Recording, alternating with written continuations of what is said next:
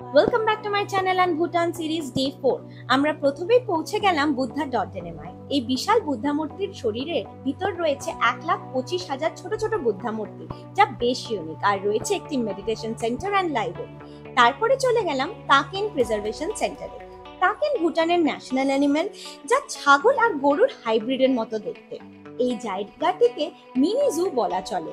এখানে আরো কিছু ওয়াইল্ড লাইফ অ্যানিমেলসও থাকে। সেখান থেকে বেরিয়ে রয়্যাল পরিবারের বাড়ি দেখতে পেলাম।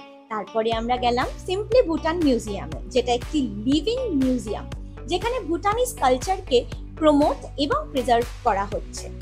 ফেমাস ওয়াটার টি সুজাস টেস্ট করলাম, ভুটানিজ ওয়াইন আরাও খেলাম, ওদের ট্র্যাডিশনাল ডান্সও করলাম।